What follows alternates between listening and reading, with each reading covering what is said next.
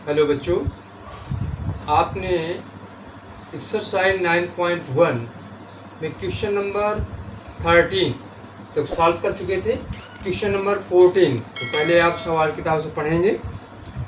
1.2 metre लंबी एक लड़की भूमि से 88.2 मीटर की ऊंचाई पर एक क्षैतिज रेखा में हवा में उड़ रहे गुब्बारे को देखती है। किसी भी क्षण लड़की की आँख से गुब्बारे का उन्नयन कोण 60 अंश है, तो कुछ समय बाद उन्नयन कोण घट करके 30 अंश हो जाता है। इस अंतराल के दौरान गुब्बारे द्वारा तय की गई दूरी ज्ञात कीजिए। तो बच्चों देखिए, एक समय गुब्बारा बिंदु P पर था और यह लड़की है जिसकी आँख R पर है और 1.2 मीटर लंबी लड़की है। तो आँख R पर है और यहाँ से गुब्बारे को देखती है तो 60 अंश का कोण बनता है। तो गुब्बारे के यहाँ से हम लंबवत ये लंब डाल देते हैं, तो ये PQ इसकी ऊंचाई आ जाती है। और बच्चों यहाँ से अगर देखते हैं कुछ समय बाद गुब्बारा वो P बिंदु से T बिंदु पर वही गुब्बारा पहुँच जाता है। तो इस समय जब बिंदु P पर था तो 60 अंश का कोण बन रहा था लड़की की आँख से। इसके बाद वह कोण 60 अंश से 30 अंश कोण जब बिंदु T में पहुंच गया तो 30 अंश का कोण बनने लगा। तो अब देख, यहाँ से पूरी ऊंचाई गुब्बारे की 88.2 मीटर है। तो बच्चों लड़की की ऊंचाई 1.2 मीटर है। तो ये लड़की की ऊंचाई यहाँ से हटा देते हैं, तो 88.2 में 1.2 घटाएंगे तो 87 मीटर आ जाएगा। अर्थात T और S गुब्बारे की वास्तविक ऊंचाई लड़की की आँख से ऊपर की ओर 87 मीटर बचती है। कितनी? क्योंकि ये लड़की की लंबाई उससे घटा दी जाती है, क्योंकि आँख से उसकी ऊंचाई देखी जाएगी न कि नीचे से। तो अब देखिए बच्चों, हमें ज्ञात क्या करना है कि बिंदु P से गुब्बारा बिंदु T में पहुंच गया तो कितनी दूरी चला। अर्थात यहाँ से लंब डाल दिया गया है तो QS की दूरी, P से T तक की दूरी अर्थात QS की दूरी आपको ज्ञात करना है। जो यहाँ से हम समकोण त्रिभुज लेते हैं उसको दिखा सकते हैं। बिंदु P और T गुब्बारे की स्थिति को दिखाते हैं, दिखा सकते हैं। बिंदु P तथा T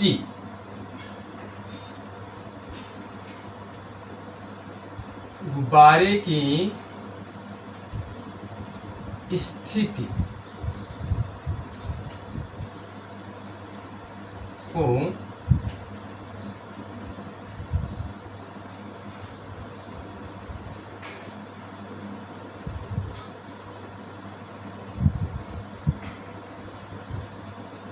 प्रदर्शित करते हैं।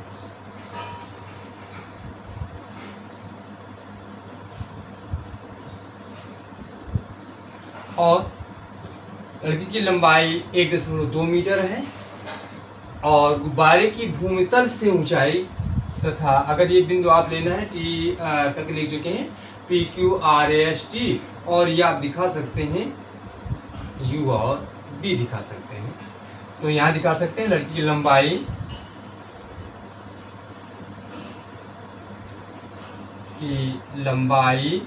RU बराबर 1.2 मीटर और 1.2 मीटर तथा गुब्बारे की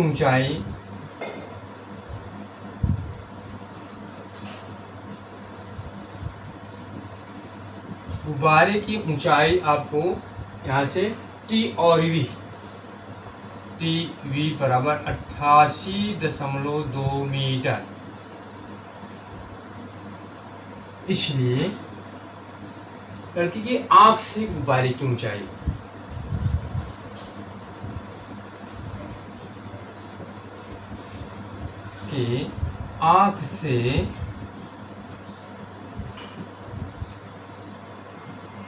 गुब्बारे की ऊंचाई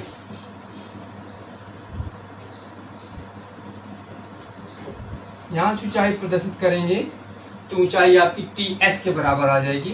ऊंचाई TS बराबर टी एस बराबर पी क्यू बराबर टी वी में एच बी घटा देना है। ये टी वी ये आपकी है आर यू बराबर, ये दिखा सकते हैं आर यू बराबर एस वी, आर यू बराबर एस बी, ये दिखा सकते हैं। तथा आगे लिख सकते हैं टी कितनी ऊंचाई आएगी, टी यू में एस वी आपको घटा देना है। टी यू पूरी 88.2 है, एच वी किसके बराबर है, आर यू के बराबर है 1.2 बराबर, ये घटा देंगे तो 87 मीटर। बच्चों यही काम फिगर में दिया गया है, जिसको आपने लिखा है कोई सवाल नहीं है, जो फिगर में है उस स्थिति को सवाल के द्वारा स्पष्ट किया गया है। तो इसको ये कोई रटने की आवश्यकता नहीं, आप स्वयं करेंगे। ये पूरी गुब्बारे की ऊंचाई थी, लड़की की ऊंचाई ये थी, तो ये लड़की की ऊंचाई घटा दी गई है पूरे गुब्बारे से, तो ये ऊंचाई आपकी 87 मीटर आ जाती है। अब समकोण त्रिभुज आपने लिया पी क्यू आर, समकोण त्रिभुज पी क्यू आर में, पी क्यू आर में बच्चों हमें ये ऊंचाई पी क्यू मालूम है कितनी है 87, ज्ञात क्या करना है आर क्यू, तो हमने आर क्यू ले लिया, आर क्यू बटे पी क्यू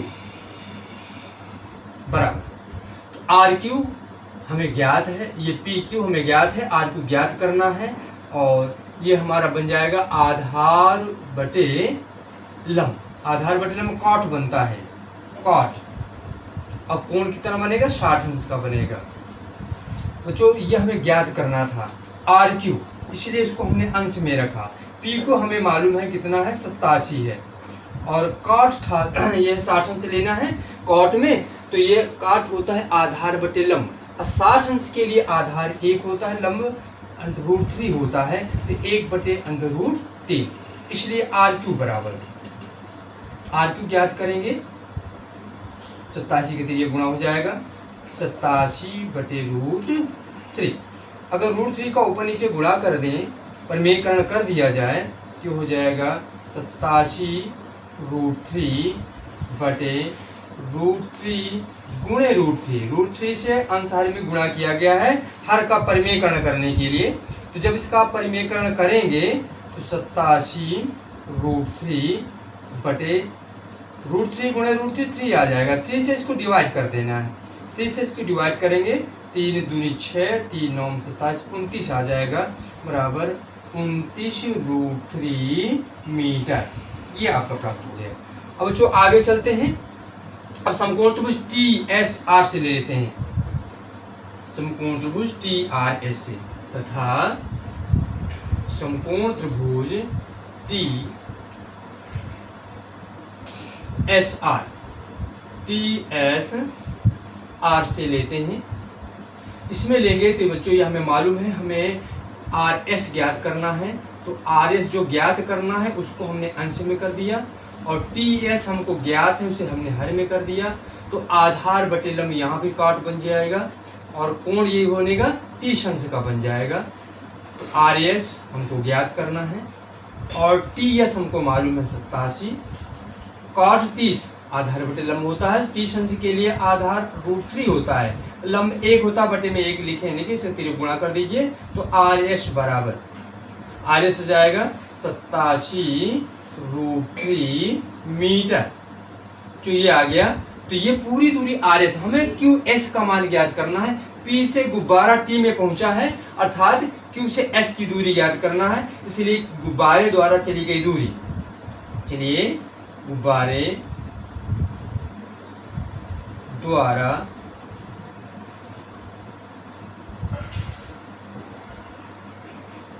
चली दूरी है तय की गई दूरी, द्वारा तय की गई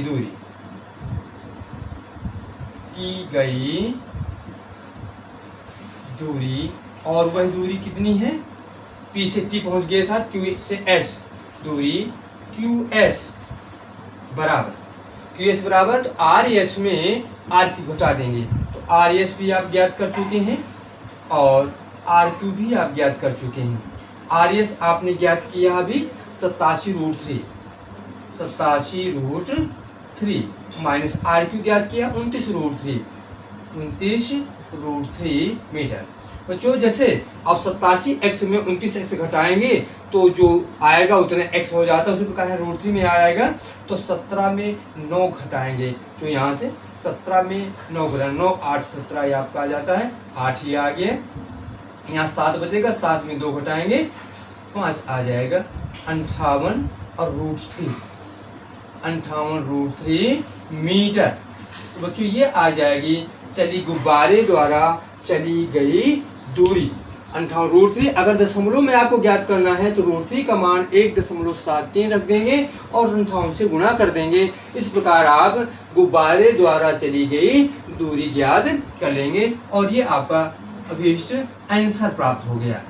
बच्चों अगला क्वेश्चन तो आप ध्यान से बच्चों इसमें देखिए, ये लिखी हुई बात आप स्वयं लिख सकते हैं, अपने भाषा में लिख सकते हैं, ये लिखने की आवश्यकता नहीं। आपको केवल इतना ध्यान देना है कि भूमि तल से गुब्बारा 88.2 मीटर की ऊंचाई पर है और लड़की 1.2 मीटर लंबी है। तो जो आंख से इसका कोण बनेगा, आंख से देखती है गुब्बारे को, तो यहाँ से कोण बनेगा, तो यहाँ से गुब्बारे की ऊंचाई लेंगे, अर्थात पूरी ऊंचाई में ये ऊंचाई आपको घटाना पड़ेगा। और गुब्बारा पी से टी में पहुंच गया है, इसके अलग अलग कोण दिए गए हैं, दोनों समकोण त्रिभुज का प्रयोग किया गया, आपने अपने सवाल को सॉल्व कर लिया। अब बच्चों अगला क्वेश्चन देखेंगे। अगला क्वेश्चन आपका क्या कह रहा है? क्वेश्चन नंबर 15 कह रहा है एक सीधा राजमार्ग एक मीनार के पाद तक जाता है।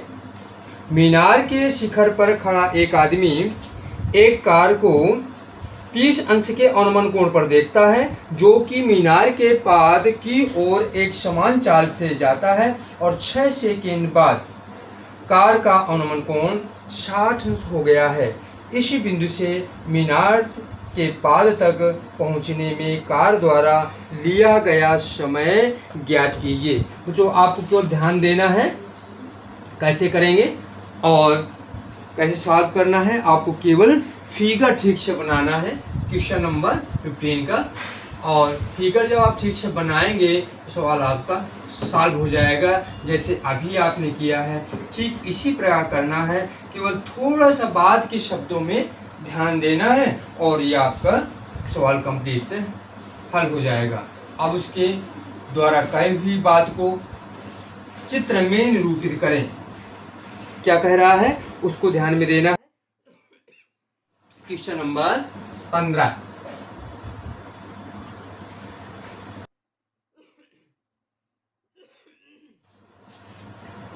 एक सीधा राजमार्ग एक मीनार के पाद तक जाता है। तो बच्चों पहले से मीनार ड्रा कर लीजिए। ये मीनार है, इस मीनार का आप नामकरण भी कर सकते हैं। ये मीनार लिया, इसका मीनार का नाम आपने कर दिया AB। AB एक मीनार है, AB आपने एक मीनार लिया। एक सीधा राजमार्ग यहां से चलता है मीनार की ओर, सीधा मार्ग चलता है। कहा एक आदमी एक कार को 30 अंश के अवनमन कोण पर देखता है। मीनार के ऊपर एक आदमी स्थित है, यहाँ से अवनमन कोण देखता है। तो अवनमन कोण आप बनाएंगे तो यहाँ से क्षैतिज आपको मिलाना पड़ेगा और यहाँ से ये कोण बनेगा और यह कोण बनता है 30 अंश।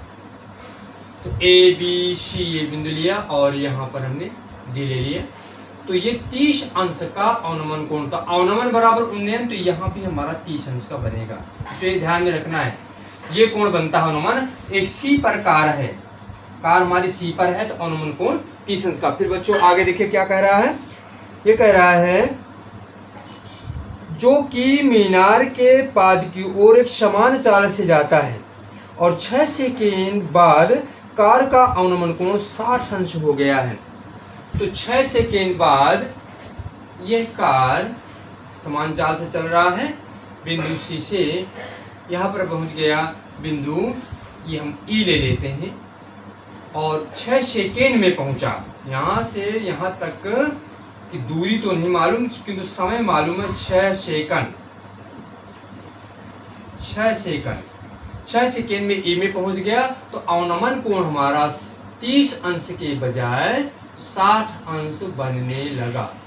अवनमन कोण पहले 30 बन रहा था, ये कोण 30 बन रहा था, अब ये कोण आपका 60 अंश पूरा कोण बन गया। ये 60 अंश कोण बनने लगा। तो जो ज्ञात क्या करना है उसको भी ध्यान देना है कि ए से बी तक चलने में लगा समय आपको ज्ञात करना है। इस बिंदु से मीनार के पार तक पहुंचने में कार द्वारा लिया गया समय ज्ञात कीजिए। तो ये ध्यान में रखेंगे आप। मान लेते हैं, माना मीनार की कुछ ऊंचाई मान लेते हैं, ऊंचाई मान करके आप ज्ञात करते हैं और त्रिभुज से लेकर के और ये दूरी हम ज्ञात करेंगे। तो समकोण त्रिभुज आपका ये बन गया।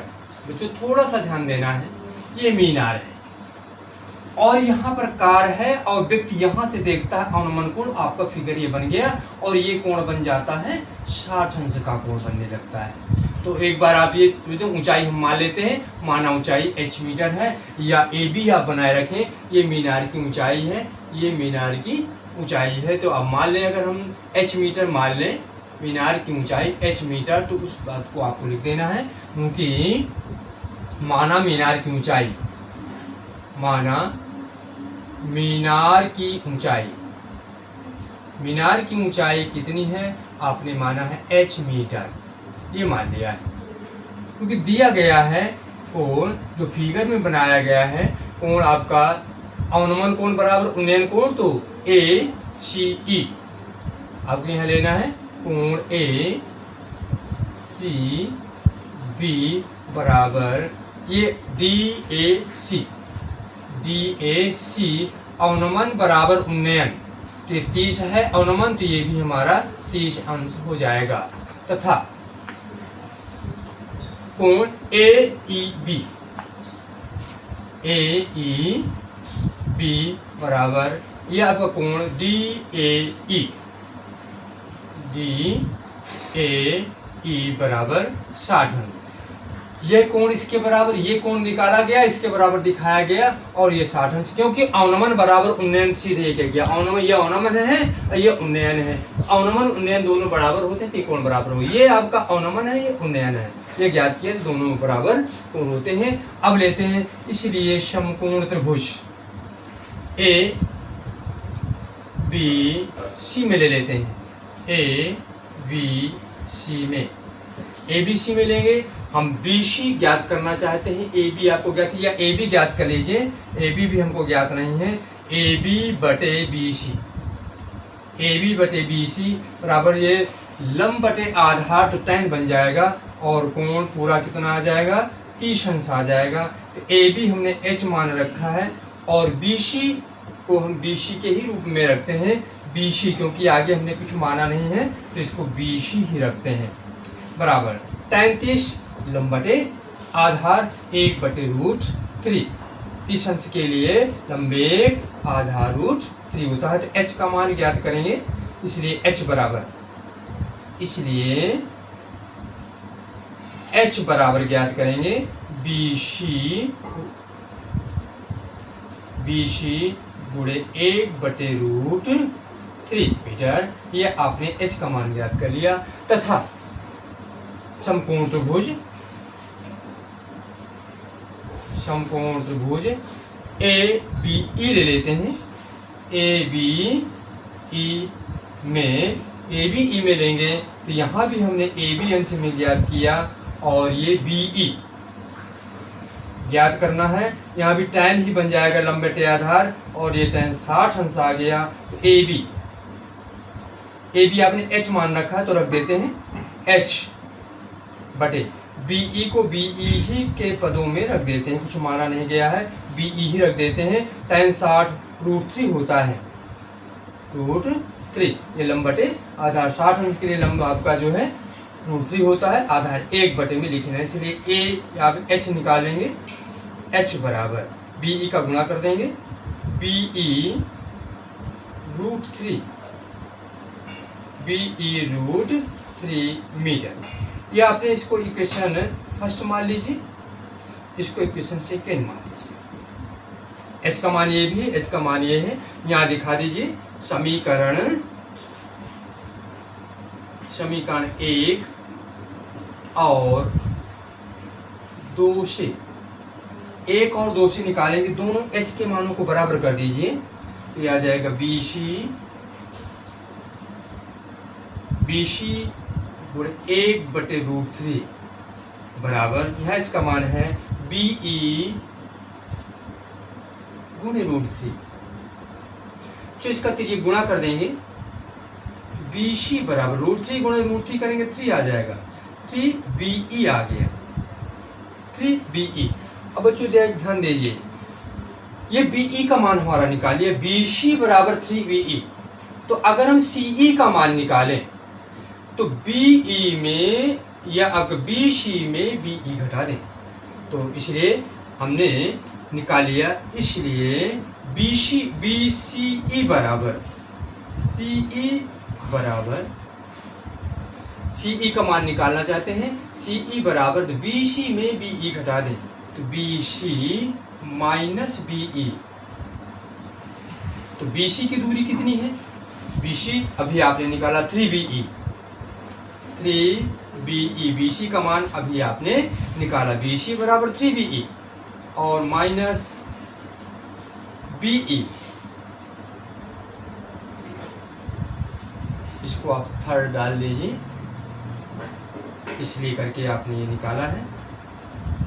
3BE में BE घटा दीजिए तो आ जाएगा 2BE, 3BE में BE घटाएंगे 2B, जैसे 3x में x घटाएंगे 2x आ जाता है, उसी प्रकार 3BE में B घटाएंगे तो 2BE आ जाएगा, तो CE बराबर 2B। अब बच्चों यहाँ ध्यान दीजिए, C से E तक जाने में 6 सेकेंड लगता है, 6 सेकेंड।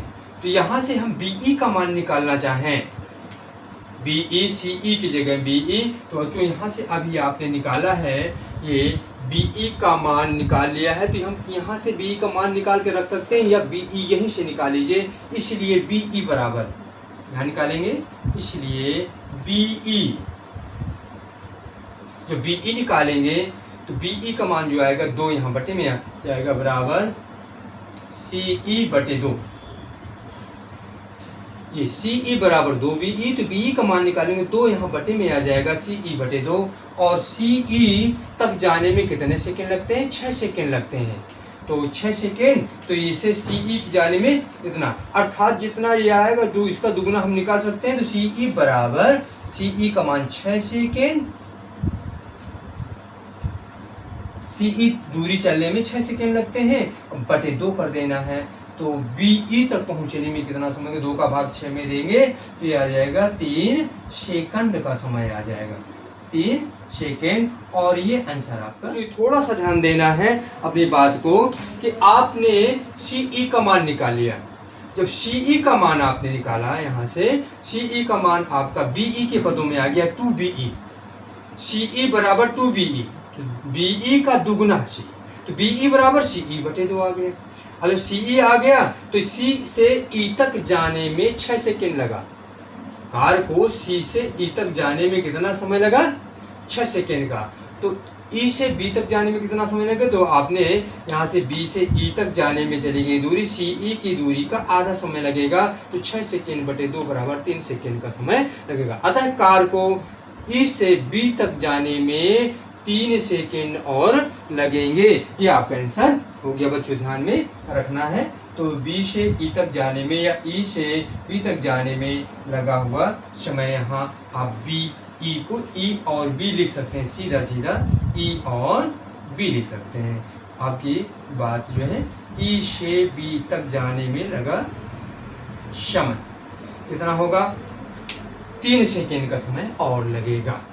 अगर पूछे C से B तक कुल समय, तो 6 सेकेंड ये और 3 सेकेंड ये, अर्थात 9 सेकेंड कुल समय लगा, और E से B तक जाने में कितना समय लगा, 3 सेकेंड, यही पूछ रहा है, तो ये आंसर हो गया। जो बहुत पूछा जाता है प्रश्न, इस प्रकार का प्रश्न आपके परीक्षा में बहुत रिपीटेड होते हैं, तो ऐसे प्रश्नों को आपको तैयार करना है। अब क्वेश्चन नंबर नेक्स्ट दीजिए, और क्या दिया हुआ है, क्या करना है, कुछ इन सवालों को आप देखते रहें, वीडियो को बार बार देखें और ऐसे सवालों को लगाएं, क्योंकि ये सवाल ऐसे सवाल जो है कई बार पिछली परीक्षाओं में, बोर्ड परीक्षाओं में पूछे गए हैं, तो ये पॉपुलर सवाल है, बहुत महत्वपूर्ण सवाल लिए गए हैं। इन सवालों को आपको कई बार लगाना, अभ्यास करना है, वीडियो को बार बार देखें और ऐसे सवालों को लगाने का स्वतः अभ्यास करें। क्वेश्चन नंबर 16 देखिए क्या कह रहा है। जो मीनार के आधार से और एक सरल रेखा में 4 मीटर और 9 मीटर की दूरी पर इसी दो बिंदुओं के मीनार के शिखर का उन्नयन कोण पूरक कोण है। सिद्ध कीजिए कि मीनार की ऊंचाई 6 मीटर है। तो मीनार के आधार से और एक सरल रेखा में 4 मीटर की दूरी पर 9 मीटर की दूरी पर दो बिंदु लिए गए हैं। मीनार के शिखर के उन्नयन कोण पूरक कोण है और सिद्ध करना है कि ऊंचाई मीनार की 6 मीटर है। बच्चों ध्यान में देखिए, एक मीनार है, 16वां क्वेश्चन जो कह रहा है, यहाँ भी हमने ये ए बी मीनार ले लिया। ए बी एक मीनार है। मीनार का पाद बिंदु अर्थात ये आधार बिंदु से यहाँ पर दो बिंदु लिए गए हैं और उनकी दूरियां दी गई हैं। तो एक बिंदु लिया गया है 4 मीटर की दूरी पर, 4 मीटर की दूरी पर एक बिंदु लिया गया है और ये बिंदु हमने सी मान लिया। इससे उन्नयन कोण आपका बनता है। और एक 9 मीटर की दूरी पर यहाँ से बिंदु लिया गया है, 9 मीटर की दूरी पर एक बिंदु लिया गया है और इससे भी उन्नयन कोण आपका ये मीनार के शिखर से उन्नयन कोण प्राप्त होता है, बनता है और इसको आपको ध्यान में देना है। तो इसका उन्नयन कोण क्रम से देखिए पूरक कोण है। पूरक क्या होता है बच्चों? ऐसे दो कोण जिनका योग 90 अंश प्राप्त हो। तो अब कितना कोण हम ले लें? तो 90 अंश, तो एक को हम मान लेंगे थीटा और दूसरे को मान लेंगे 90 माइनस थीटा। अगर हम दोनों को जोड़े theta 90 minus theta, theta theta cut जाएंगे और दोनों का योग 90 आ जाएगा। तो दो पूरक कोणों का योग 90 अंश होना चाहिए। तो एक को आपको मान लेना है 90, एक को मान लिया थीटा और एक को मान लिया 90 माइनस थीटा, 90 माइनस थीटा ये ले लिया। बच्चों मीनार की ऊंचाई क्या है ये हमको नहीं मालूम, तो मीनार की ऊंचाई हम मान लेते हैं कि मीनार की ऊंचाई माना h मीटर ऊंची मीनार है, ये मान लिया गया है। और ये दूरियां दी गई, तो यहाँ पर बिंदु C लिया है, यहाँ पर अगला बिंदु मान लीजिए बिंदु D है। पूरक कोण बना रहा है, ये पूरक कोण यहाँ पर मान लिया थीटा, यहाँ 90 माइनस थीटा पूरक कोण है। पूरक कोण की पहचान ये दोनों का योग 90 आना चाहिए। तो माना मीनार AB की ऊंचाई बराबर h मीटर, ये हम मान के चलते हैं। और दिया गया है क्योंकि BC बराबर 4 मीटर, ये दिया गया है BC मीटर 4 मीटर और BD बराबर 9 मीटर, ये दिया गया है। BD और BC का मान दिया गया है। कोण जो दिया गया है पूरक कोण, तो क्रम से मान लिया, माना पूरक कोण तथा पूरक कोण क्रमशः, पूरक कोण क्रमशः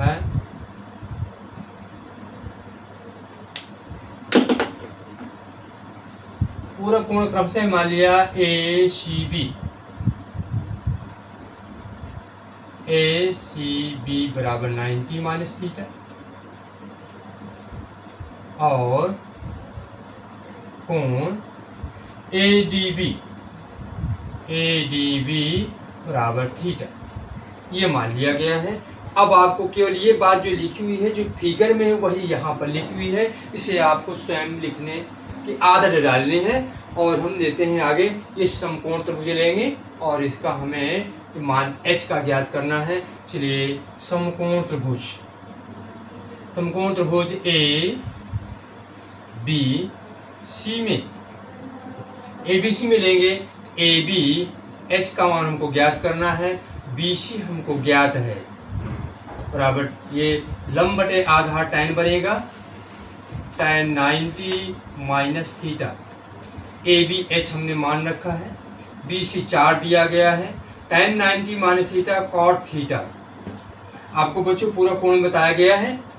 इसके पहले वाले पीछे आप वीडियो खोल के देखिएगा, आपको बताया गया sin 90 minus theta cos theta, cos 90 minus theta sin theta, tan 90 minus theta काट थीटा, काट 90 माइनस थीटा tan थीटा। इस प्रकार आपको पूरा कोणों के बारे में सूत्र बताए गए हैं। तो यहाँ पर tan 90 माइनस थीटा बराबर काट थीटा हो जाएगा। h का मान ज्ञात करेंगे, इसलिए h बराबर 4 का यहाँ 3 गुणा कर देंगे, या ऐसे ही बनाए रखिए, क्वेश्चन इक्वेशन फर्स्ट डाल दीजिए, ऐसे बनाए रखते हैं। अगला देखेंगे, तथा समकोण त्रिभुज ABD में लेना है। ABD में लेना है तो AB यहाँ भी हमें ज्ञात नहीं है, तो ज्ञात करना है, और BD हमको ज्ञात है, BD ज्ञात है, और BD तो ये लंब बटे आधार, तो यहाँ भी tan बन जाएगा, और यहाँ कोण थीटा दिया गया है। AB आपने h मान रखा है, BD 9 दिया गया है, tan थीटा ये आपने tan थीटा लिया, इसको इक्वेशन सेकेंड मान लिया। अब फर्स्ट और सेकेंड में देखेंगे बच्चों, h/4 h/9 यहाँ cot थीटा है, यहाँ tan थीटा है। तो अगर देखो बच्चों, अगर इसका हम गुणा कर दें आपस में, तो बाएं पक्ष का बाएं पक्ष से गुणा, दाएं पक्ष का दाएं पक्ष से गुणा होगा, तो tan और cot एक दूसरे के व्युत्क्रम है। जब tan और cot व्युत्क्रम है तो इनका गुणनफल 1 आ जाएगा, अर्थात हम दोनों का गुणा कर दें। अब गुणा करके हम आगे इसने सवाल को समीकरण 1 और 2 से लगा देते हैं। समीकरण 1 और 2 से, 1 और 2 से क्या, 1 और 2 से दोनों का आपस में गुणा कर देते हैं। बाएं पक्ष गुणा बाएं पक्ष से, तो ये हो जाएगा h/4 गुणे h/9, तो बाएं का गुणा बाएं पक्ष से, तो दाएं का गुणा दाएं पक्ष से हो जाएगा, बराबर cot थीटा गुणे tan थीटा। कुछ h गुणे h करेंगे, आगे से इधर सॉल्व कर देते हैं इसको। h गुणे h करेंगे h²,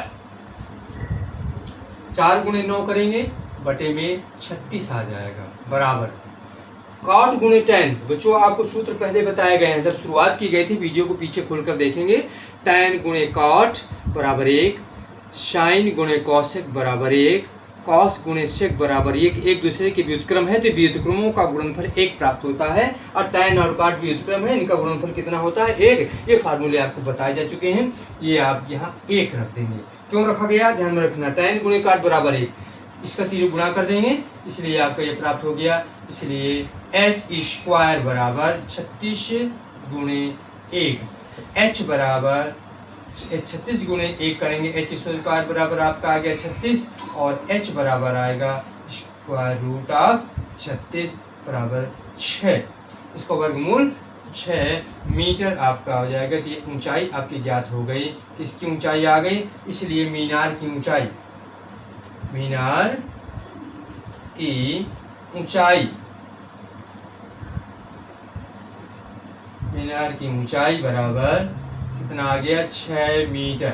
मीनार की ऊंचाई 6 मीटर प्राप्त हो गई है, आपका आंसर आ गया। तो जो ध्यान में रखना है कि ऐसे पूरक वाले सवालों को कई बार रखा गया है, कभी मीनार रखता है, कभी और खंभा या फूल का प्रयोग करता है, या और ऊंचाई चीज़ें रख देते हैं, किसमें पूरक कोण प्रयोग करता है, इनकी दूरियां बदल देता है। इस प्रकार कई प्रकार से सवालों को पूछता है। ये भी सवाल आपका जैसे 15 और ये 16, दोनों सवाल बहुत ज़्यादा रिपीटेड होते हैं, कई बार पूछे भी गए हैं। पिछले अगर आप जो है आंसर देखेंगे तो कई बार ये सवाल पूछे गए हैं, तो इनको ध्यान में रखें और अच्छी प्रकार से लगाएं, वीडियो को ठीक प्रकार से देखें। और अब ये 10 नंबर या 12 नंबर तक की आपकी त्रिकोणमिति आपकी पूछी जाती है, तो एक साथ उसका त्रिकोणमिति और अनुप्रयोग एक साथ आएगा। केवल जो है सर्वसमीकरणों का को सॉल्व करना, सिद्ध करना, ये आपको नहीं दिया जाएगा। तो सर्वसमीकरण यूज में आती है, इसलिए इसको भी हमने बता दिया था। तो ये ध्यान में रखें, सवालों को कई बार लगाएं, वीडियो को देखते रहें, वीडियो को लाइक करें, चैनल को सब्सक्राइब करें, और अपनी समस्याओं को भी बताएं। समस्याएं अगर बताएंगे, हम आपकी समस्याओं का निराकरण करेंगे, और जब आप सवालों को करेंगे तभी समस्याएं आती हैं, जब सवाल ही नहीं करते हैं तो समस्याएं नहीं आती। तो बच्चों सवालों को बार बार करें, और इन सवालों में से आपके 2 सवाल, एक आपका 6 नंबर का सवाल, एक आपका 2 नंबर या 1 नंबर का सवाल पूछा जाता है, इनको आप लगाते रहें।